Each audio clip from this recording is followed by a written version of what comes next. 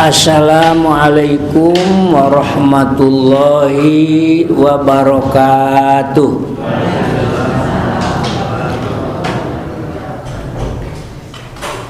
Kita mulai. Bismillahi ma'asya'allah, la yasukul khaira illallah. Bismillahi ma'asya'allah, la yasriku su'a illallah.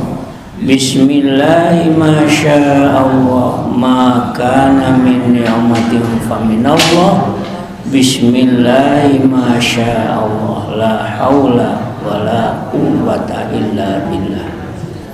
Alhamdulillahilladzi arsala rasulahu bil huda wa dinil haqq liyudhhirahu ala dini kulli walau karihal musyrikun. Asyhadu an la ilaha illallah al malikul haqqul mubin wa asyhadu anna muhammadan abduhu wa rasuluhu as-sadiqul wa'dil amin. Allahumma shalli wa sallim wa barik ala hadza nabil karim wa rasulil azim imamil mursalin wa khatamin nabiyyin sayyidina Muhammadin wa ala alihi wa ashabihi ajma'in. Allahumma inna nas'aluka mimma indak wa afid alaina min fadlik wa anshur alaina min khazain rahmatik wa anzil alaina min barakatika ya rabbal alamin. Allahumma iftah lana futuhal arifina bikmatik wa anshur alaina rahmatak wa dzakirna ma nasina ya dzal karam. Allahumma anfa'na bima 'allamtana wa 'allimna ma yanfa'una wa zidna ilma. Mari berikrar, raditu billahi rabba wa bil islami dina wa bi muhammadin nabiyya wa rasulah. Rabbi zidni ilma wa alhiqni bish-shalihin. Nas'aluka al-hidayah wa shifa. Allahumma salli.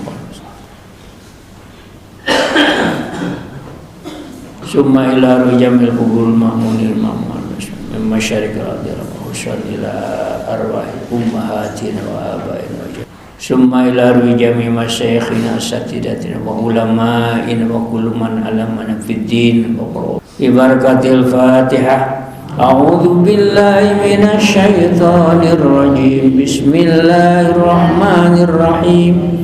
Alhamdulillahi rabbil alamin. Ar-Rahmanir Rahim, Malik Yaumiddin. Iyyaka na'budu wa iyyaka nasta'in. Ihdinas siratal mustaqim, siratal ladzina an'amta 'alaihim ghairil maghdubi 'alaihim waladdallin. Amin. La ilaha illallah wa astaghfirullah li dzambi walil mu'minina wal mu'minat. La ilaha illallah wa astaghfirullah li dzambi walil mu'minina wal mu'minat. La ilaha illallah wa astaghfirullah li dzambi walil mu'minina wal mu'minat. Adada khalqi wa ridha nafsi wa zinata arsyihi wa midada kalimat. Subhanallah walhamdulillah wa la ilaha illallah wallahu akbar wa la hawla wa la quwwata illa billahil aliyyil azim. Subhanallah walhamdulillah wa la ilaha illallah wallahu akbar wa la hawla wa la quwwata illa billahil aliyyil azim. Subhanallah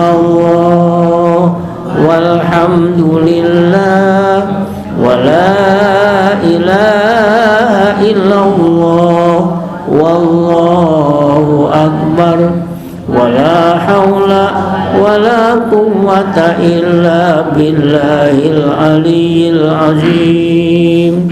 Allahumma shalli ala Muhammad wa ala ali Muhammad kama shallaita ala Ibrahim wa ala ali Ibrahim wa barik ala Muhammad wa ala ali Muhammad kama barakta ala Ibrahim wa ala ali Ibrahim innaka Hamidum Majid. Allahumma shalli ala Muhammadin nabiyil ummi bi'adadi kulli ma'lumin lah.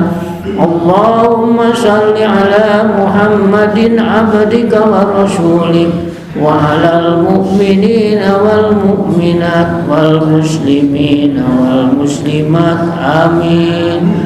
Subhanallah adada ma khalaq, subhanallah mil'a ma khalaq, subhanallah adada ma fil ardi wassama, subhanallah mil'a ma fil ardi wassama, subhanallah adada ma ahsa kitabu, subhanallah mil'a ma ahsa kitabu, subhanallah adada kulli syai', subhanallah mil'a kulli syai', alhamdulillah adada ma khalaq, walhamdulillah mil'a ma khalaq, walhamdulillah adada ma fil ardi wassama, walhamdulillah mil'a ma fil ardi wassama, walhamdulillah adada ma ahsa kitabu, walhamdulillah mil'a ma ahsa kitabu, walhamdulillah adada kulli syai', walhamdulillah mil'a kulli syai'. Berikutnya kita istighosah dengan sungguh-sungguh dari hati yang paling dalam dengan penuh keikhlasan dan khusyuan, karena kita sangat khawatir dengan bencana seperti yang terjadi di saudara kita di tanah air. Hanya Allah lah yang bisa menyelamatkan kita dengan rahmatnya dari segala bahaya. Bismillahirrahmanirrahim. Bismillahilladzi la yadurru ma'asmihi azza.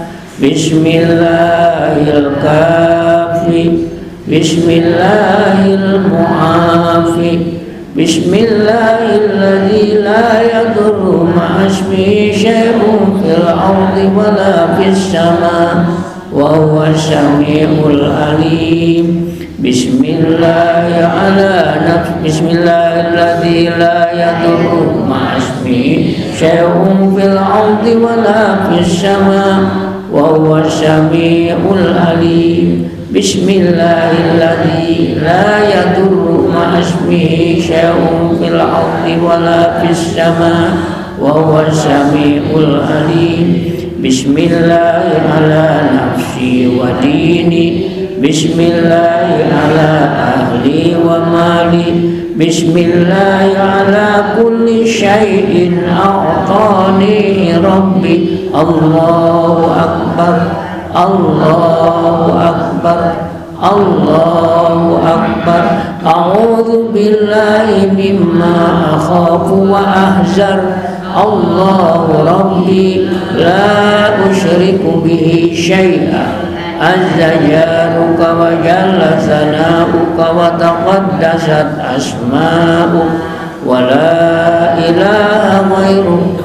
Allahumma inni a'udzu bika min syarri kulli jabbarin anid wa syaitanin marid wa min syarri qada'is su' wa min syarri kulli dabbatin anta akhidhum binasiyatiha. Inna rabbi ala siratim mustaqim. Amin. Allahumma maghfiratuka awsa'u min dunubi wa rahmatuka arja indi min amali. Allahumma maghfiratuka awsa'u min dunubi wa rahmatuka arja indi min amali. Allahumma maghfiratuka awsa'u min dunubi wa rahmatuka arja indi min amali. Allahumma barik li fil maut wa fi ma ba'dal maut. Allahumma barik li fil maut wa fi ma ba'dal maut. Allahumma barik li fil maut wa fi ma ba'dal. Amin ya rabbal. Masih dalam bulan Rajab, kita niat Rajaban saja dengan pengajian ini, dan insya Allah lanjutannya kajian Sahih Bukhari bab 33 melayani dalam peperangan. Jadi dalam jihad ini berbagi tugas. Ada pasukan yang bawa senjata menghadapi musuh langsung. Ada juga yang bagian perlengkapan, ada juga kaum ibu yang bertugas mengatur konsumsi logistik dan merawat yang sakit. Ada juga sebahagian kaum muslimin yang sudah rentak bagian berdoa di belakang. Jadi ini semuanya punya fungsi berperan.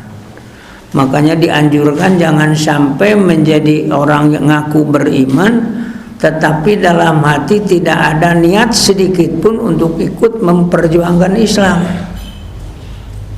Harus ada niat, Pak. Kalau tidak ada, Masya Allah, ancaman berat. Apa? Orang yang dalam hatinya tidak ada sedikit pun nyali keinginan untuk mempertahankan agama, menyebarkan agama, mati dia. Matinya sama dengan orang jahiliyah, atau mati seperti orang munafik. Naudzubillah. Alhamdulillah, ibu-ibu, bapak-bapak telah bergabung bersama untuk berjihad seperti ini. Salah satu jihad adalah mendalami ajaran Islam, yaitu Al-Quran dan Sunnah Nabi Muhammad SAW. Dalam surat At-Taubah dulu menemukan bahwa Allah menegur kepada kaum muslimin yang semua pergi untuk perang angkat senjata. Tidak ada yang melamai ini. Maka ayam firu kafah. Tepantas Allah. Ini cara dan perang kudu ayat sebagian yang mendalami agama untuk mengajarkan kepada orang-orang. Jadi yang kegiatan seperti ini, seperti kiai di pesantren, itu juga jihad fisabilillah, bagian dari jihad dakwahnya Nabi Muhammad SAW. Mudah-mudahan kita juga termasuk ini. Apalagi sekarang bulan Rajab, mudah-mudahan pahalanya 70 kali lipat nih.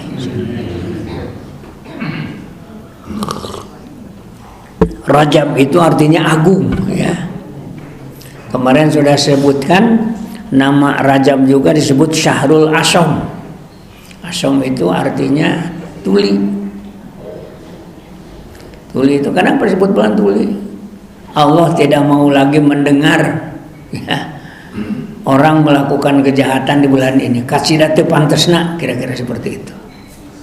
Maka niatkan kajian kita untuk mengagungkan bulan Rajab yang telah ditetapkan sebagai bulan agung. Insya Allah yang beriman kepada keagungan Rajab ini akan mendapat nilai amal ibadahnya minimal dilipat gandakan 70 kali lipat dibanding dengan bulan yang lain. Bismillahirrahmanirrahim. An Anasin ibni Malik qala kharajtu ma'a Rasulillah sallallahu alaihi wasallam ila Khaybar akhdumuhu falamma qadiman nabiyyu sallallahu alaihi wasallam raji'an wa badalahu Uhud qala hadza jabalun yuhibbuna wa nuhibbuh. Dari sini dulu daripada di dulu sekarang. Luar biasa ini. Jadi ini sejarahnya adalah bahwa tempat-tempat yang bersejarah harus kita pelihara. Jadikan pelajaran kenangan ini. Uhud yang telah memberikan pelajaran. Pelajarannya apa dulu? Akibat tidak disiplin, hampir saja kaum muslimin kalah total. Betul kan? Kenapa? Tergiur dengan ghanimah. Ya, perebut ghanimah. Pelajaran yang paling penting, sehebat apapun musuh tetap tidak bisa mengalahkan kebenaran. Yang membela kebenaran selalu ada datang pertolongan dari Allah, asal betul-betul berjuang karena Allah.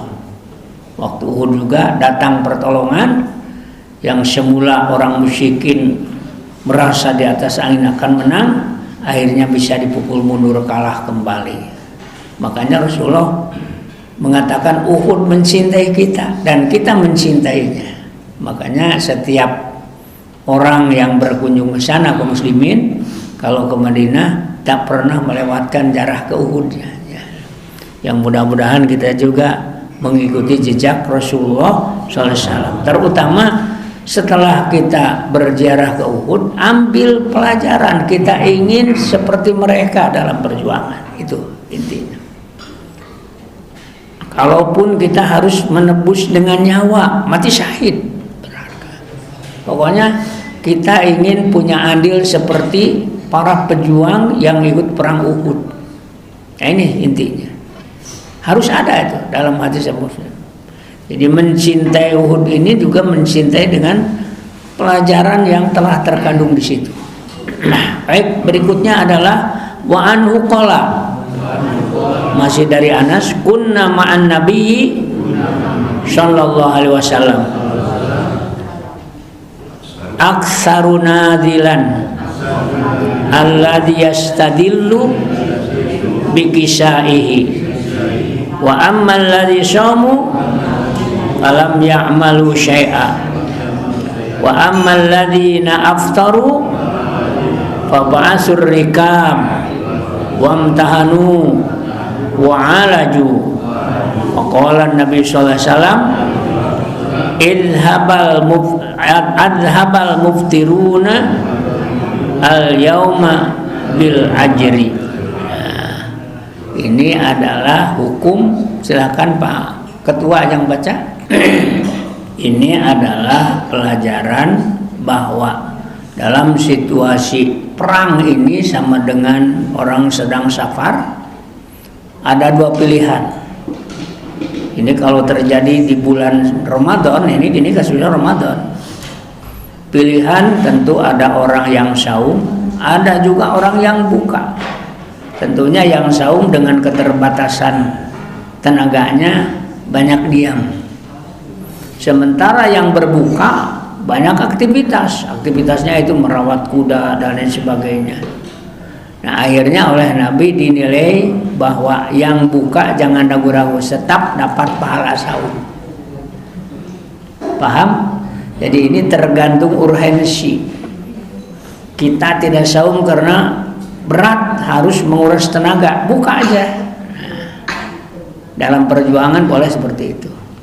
Ada juga orang yang tetap saum bertahan, itu pun tidak salah, karena ada ayat wa antasumu khairul lakum, berpegang kepada saum lebih baik.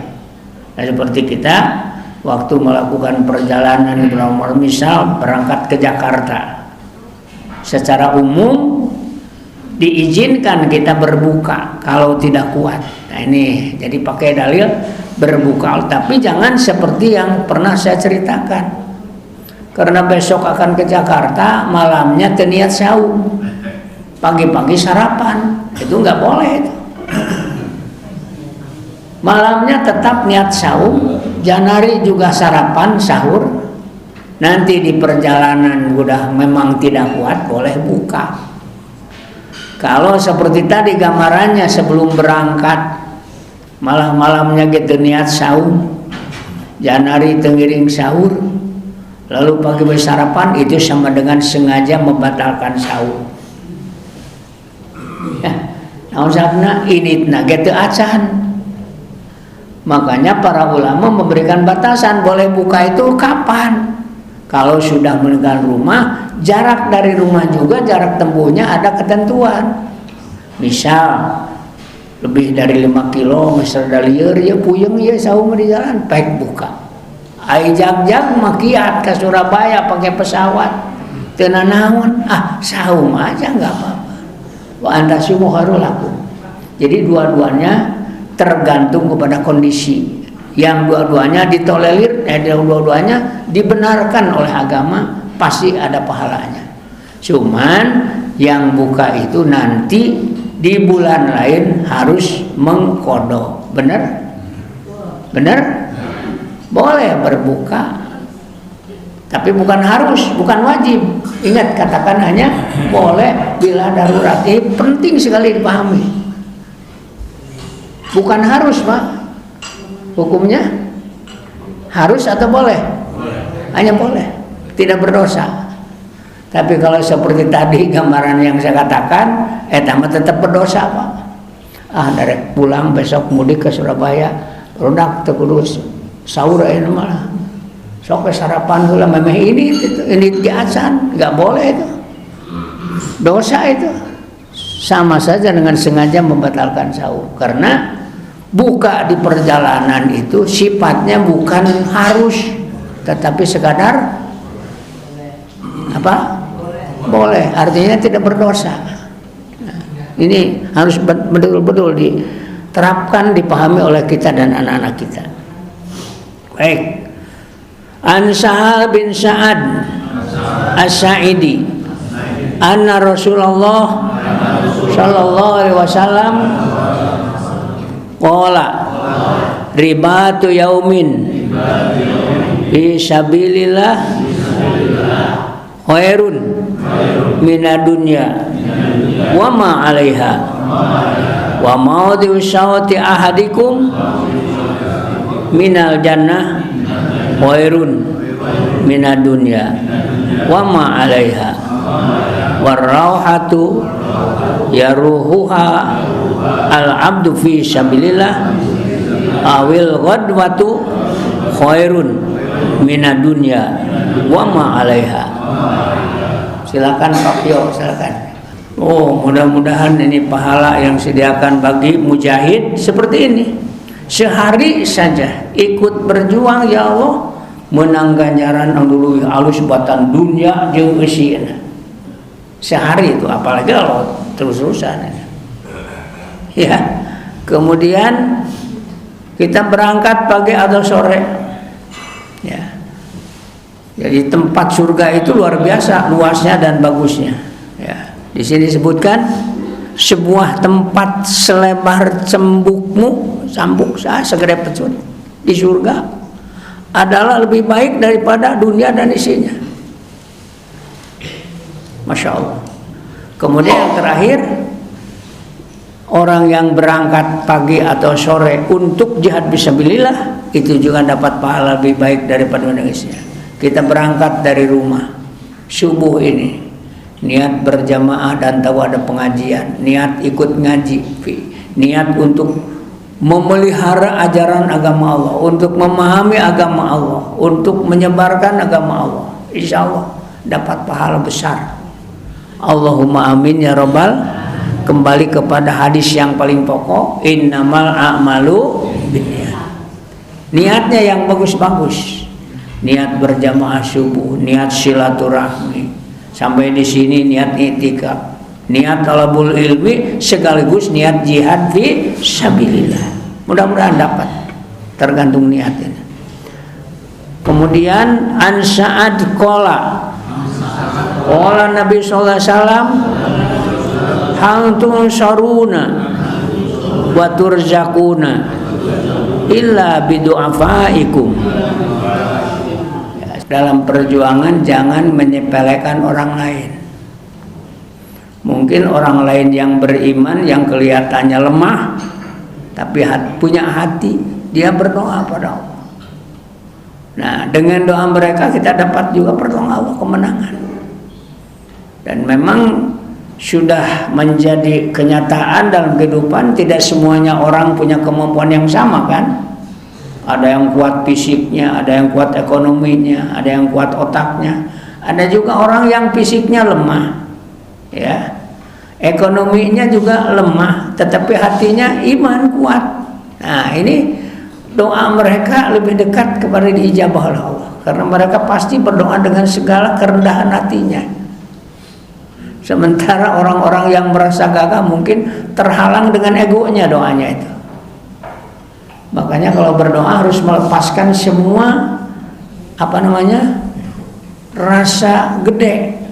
Bahkan Imam Ibnu Abbas memberikan tafsir khusyuk itu adalah lepaskan semua sifat yang mengandung kesombongan, merendah betul, mengaku lemah di hadapan Allah, dan kamu betul-betul merasa takut pada Allah. Itu khusyuk seperti itu. Sieun pisan Gusti Allah, sieun ku bebenukna, sieun ibadah teu ditampi, sieun dosa teu dihampura. Kemudian benar-benar dia merasa bukan apa-apa di hadapan Allah. Sopot semua rasa egonya. Memang hanya Allah yang kuasa. Kita tak berdaya. Nah, makanya orang yang miskin lemah tapi punya iman yang kuat akan menjadi senjata yang sangat ampuh dalam perjuangan dengan doa mereka. Amin ya rabbal alamin.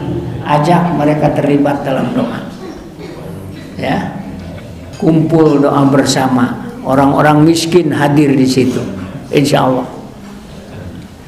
Dan ini sudah saya katakan, Nabi pernah menegur seseorang sahabat yang kegirangan pada saat Fatu Makkah. Ini hadisnya ini. Ya, hal tunsaruna wa turzaquna illa bidafaikum, rawal Bukhari. An Abi Sa'id Al-Khudri anin Nabi sallallahu alaihi wasallam qala ya'ti zamanun yaghzu fi'amun minan nas fayuqalu fikum man sahiban nabiyya sallallahu alaihi wasallam fayuqalu na'am fayuftahu alaihi summa ya'ti zamanun fayuqalu fikum man sahib ashaban nabi sallallahu alaihi wasallam fayuqalu na'am fayuftahu summa ya'ti zamanun fayuqalu fikum man sahiba ashabin nabi sallallahu alaihi wasallam fayuqalu na'am fayuftahu. Ini menerangkan generasi yang hebat yang doanya dikabulkan. Pertama adalah doa mereka yang pernah hidup bersama Rasulullah sallallahu alaihi wasallam. Nah, ini mereka berjuang bersama Nabi, berdoa, dikabulkan doanya. Setelah Nabi tidak ada, tinggal sahabat, yaitu Abu Bakar, Umar, Utsman dan Ali. Nabi sudah menyatakan, kalau nanti terjadi zaman seperti itu, lalu mereka juga berjuang, lalu berdoa, mereka akan dijabah doanya. Lalu generasi berikutnya adalah tabi'in. Ini tidak kesempat ketemu Rasul, cuman ketemu dengan sahabat Abu Bakar hidup zaman mereka, dan mereka berjuang dengan itu. Nah, golongan tabi'in juga generasi ketiga sama doanya. Jadi ada keistimewaan generasi pertama yaitu sahabat, kemudian generasi kedua adalah tabi'in, ya, yaitu yang hanya ikut bersama, kemudian tabi'in. Memang itulah gradasi yang kita tahu menurut ketetapan Rasulullah SAW. Umat ini memang punya gradasi. Tentu sangat logis, yang pertama yang langsung bersama Rasulullah masih murni, tidak kecampuran apa-apa, semuanya perilaku, ucapan langsung mengikuti Rasulullah SAW. Kemudian ada jaminan juga bagi orang yang tak sempat bertemu Rasulullah, adalah orang yang hidup bersama sahabat pada zaman Sayyidina Abu Bakar atau Sayyidina Umar atau Sayyidina Utsman dan Ali. ini juga bahkan dikategorikan yang mengikuti Khulafaur Rasyidin yang 4 ini sama dengan mengikuti Rasulullah SAW. Nabi menginstruksikan nanti di akhir zaman kalau ada macam-macam paham, kamu berpegang kepada yang kuajarkan atau yang pernah dicontohkan oleh Khulafaur Rasyidin. Jadi berkembangnya ada taraweh, ya, qiyamul Ramadan dilakukan pada awal malam setelah sholat isya, itu baru terjadi pada zaman Umar bin Khattab. Pada zaman Abu Bakar masih seperti pada zaman Nabi. Tarawih itu nggak langsung pada isya, Pak. Pulang dulu ke rumah. Udah lewat sepertiga malam, balik ke masjid. Nabi nggak memberitahu, ya pokoknya Nabi lakukan itu. Sahabat banyak yang lihat Nabi, lalu beja-beja. Hari ketiga Nabi menghilang. Kenapa? Takut menjadi suatu kewajiban. Dasarnya. Terus berjalan tarawih. Jadi beberapa kelompok. Ada yang ikut imamnya ke sini sesuai dengan datangnya ke masjid, ada yang ikut sini. Berlaku zaman Abu Bakar seperti itu. Pada saat Abu Bakar sudah wafat, kekhalifahan jatuh kepada siapa? Umar bin Khattab yang baru mengenal Amirul Mukminin sebagai pemimpin orang mukmin. Dia melihat di masjid ramai, tapi yuk sekelompok bisa isukan mah tong kelompok-kelompok keturang hijikeun we hiji imam sakalian tos isya. Tapi kayana yang rakaatnya juga ditentukan oleh Sayyidina Umar berapa. Tarawehnya itu 20, witirnya 3. Iya. Jadi 23 sampai sekarang dari Madinah. Tarawih seperti itu. Nah, jadi lamun Syekh Al-Ar sekarang punya pikiran seperti itu, bagus itu. Seperti di At-Taufik nggak pernah berubah tuh. Cuman ada kesalahan di kita. Sebenarnya tarawih itu dari awal sampai witir harus sebaiknya berjamaah. Ulantaran abdi mengen 11 ngiring itu 8 we. Pulang setelah itu. Ini kurang baik sebenarnya. Seharusnya sampai selesai. Makanya kalau ada yang 11, ada yang 23, dipersilahkan saja untuk witir dulu bagi orang-orang yang hanya 11. Sudah berjamaah atau mau pulang. Paham? Paham? Nanti yang 23 melanjutkan dengan imam yang lain. Seperti itu, Pak. Kita tidak usah merasa yang paling benar yang 11, yang paling benar enggak. Yang paling baik, yang paling ikhlas. Dua-duanya benar-benar ada dalilnya. Dulu ada yang sangat ekstrim, menyangka yang 23 bid'ah dolalah. Keterlaluan itu. Yang nyebut bid'ah malah dia yang bid'ah. Yang nyebut bid'ah terhadap tarawih 20, dia yang bid'ah. Sebenarnya mah. Harus berani kita mengatakan seperti itu. Baik, sengaja saya ini sampaikan supaya menjadi pembelajaran buat kita. Nah, Billy Paripki engke hoyong 20 tilu teraskeun aja. Gitu. Aya jamaah nu ngiring alhamdulillah.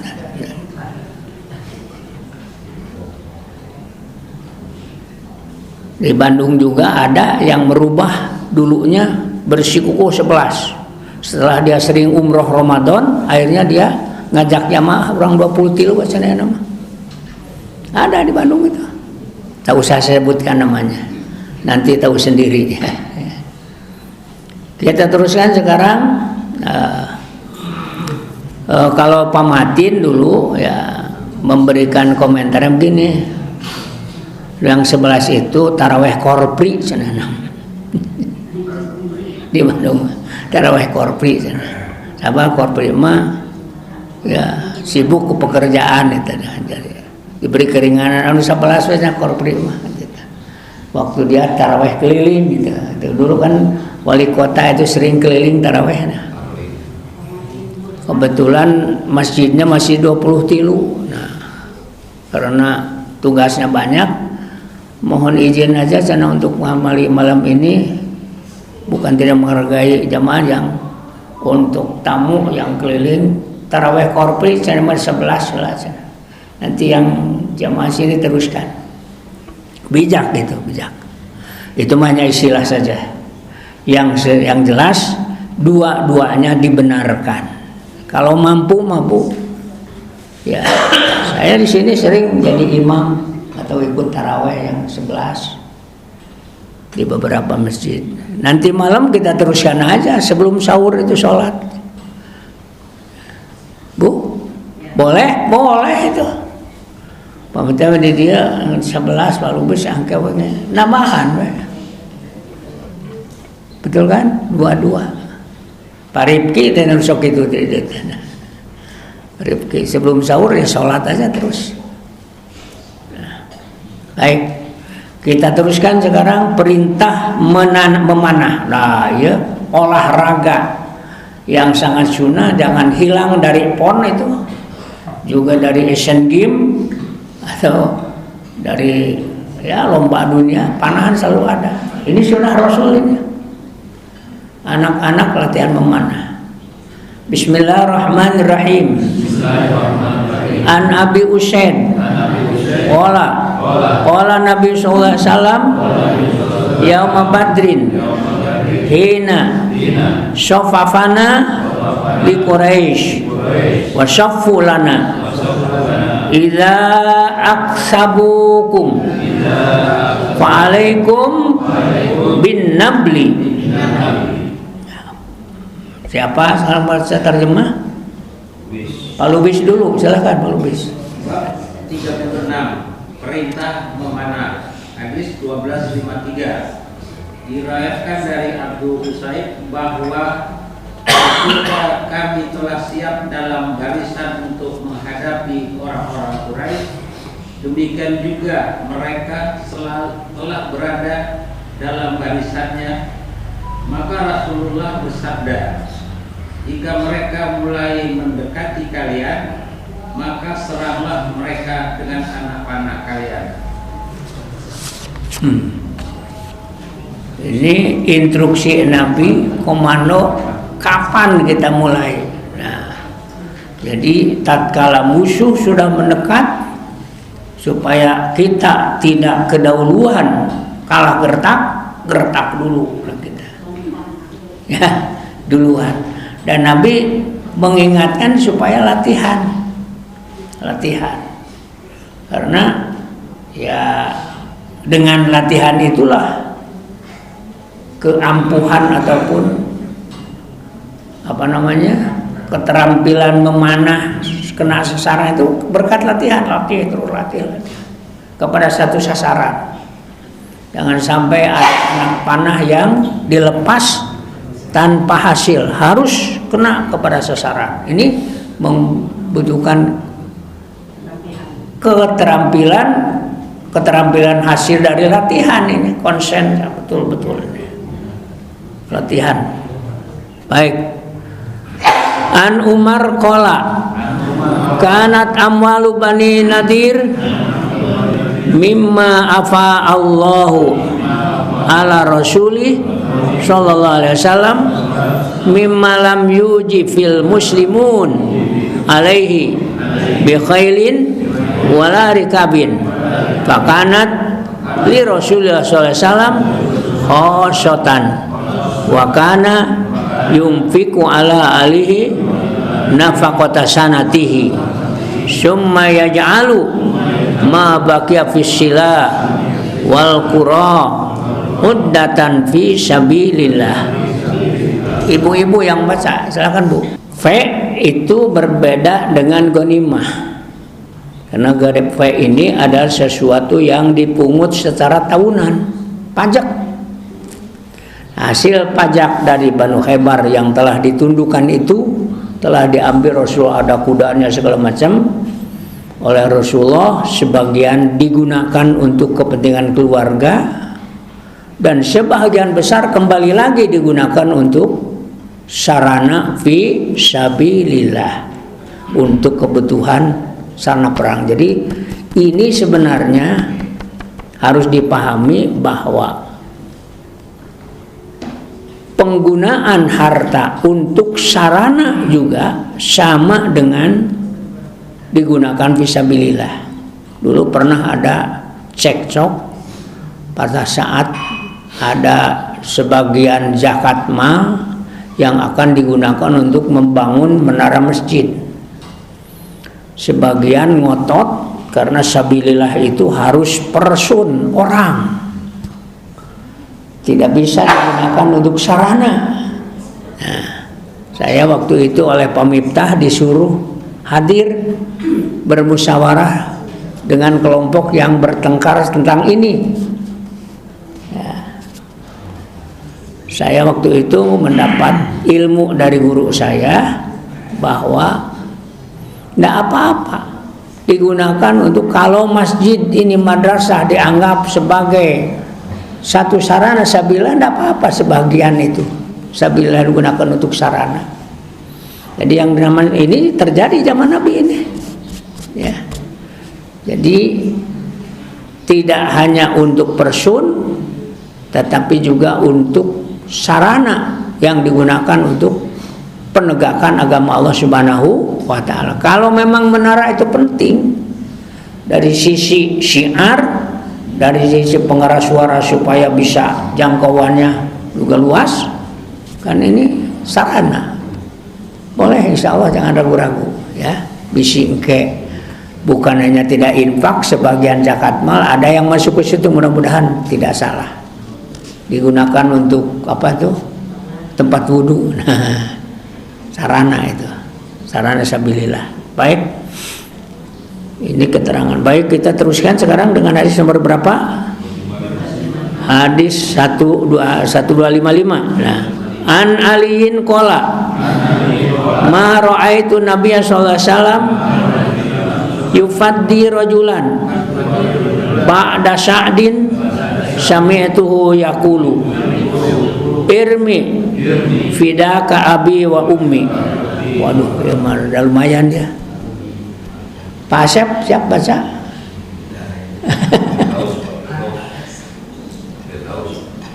Biar direkam malaikat. Biarkan orang tuaku berkurban untukmu. Artinya kita boleh juga mangkurbankeun sanes. Paham?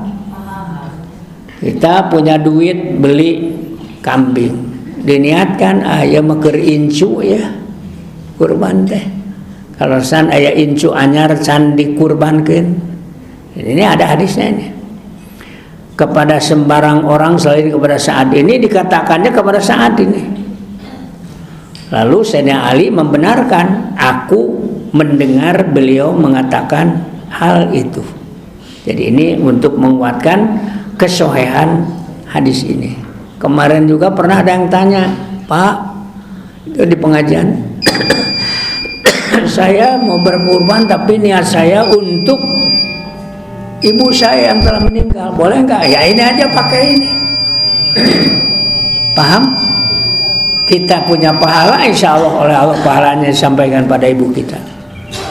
Apalagi anak langsung kepada orang tua itu termasuk waladin solihin yadulahu itu. Bukan hanya dengan ucapan, dengan praktek ini. Maka apalagi ada hadis mengatakan tasodaku an motakum, kamu harus banyak sodakoh atas nama yang telah meninggal. Misal Mas Jody ya mau bersodakoh, niatkan untuk ibu dan bapak, insya Allah nyampe itu. Kumaha urang, insya Allah kita dapat pahala, Allah kaya. Suatu kebaikan kita dinilai oleh Allah. Terus ibu ngisi canceling di sini hari Jumat atau dalam pengajian, ya niatkan.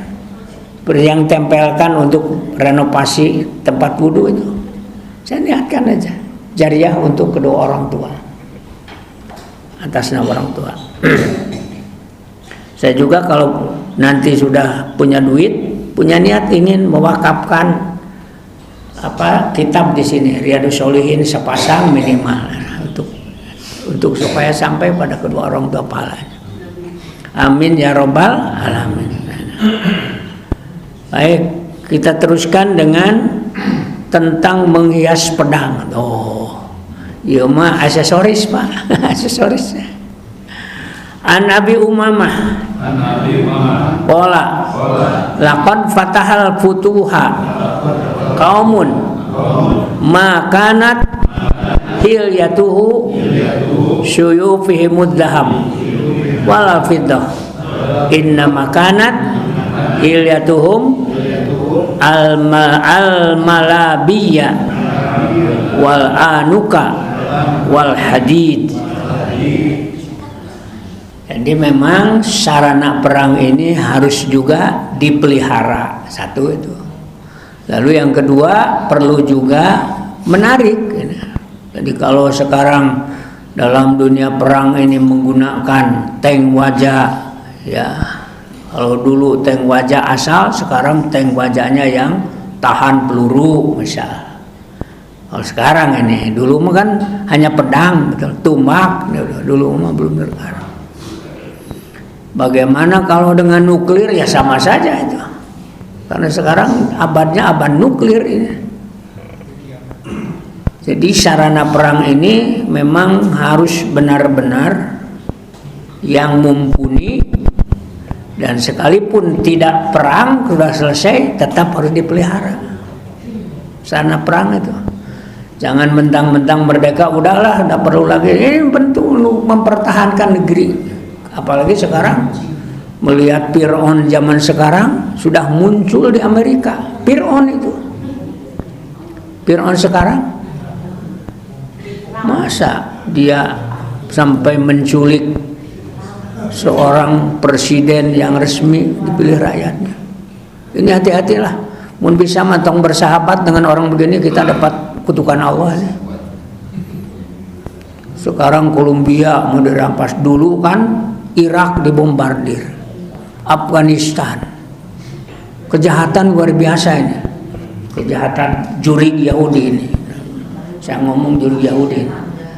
Jadi Fir'aun ini akan lahir setiap saat yang harus kita waspada. Makanya Indonesia menyiapkan pasukan, menyiapkan sarana ini perlu ini, menghadapi orang seperti ini. Saya walaupun sudah renta begini, kalau Indonesia jadi sasaran, siap untuk di depan saya. Kagok, mumpung jadi aki-aki.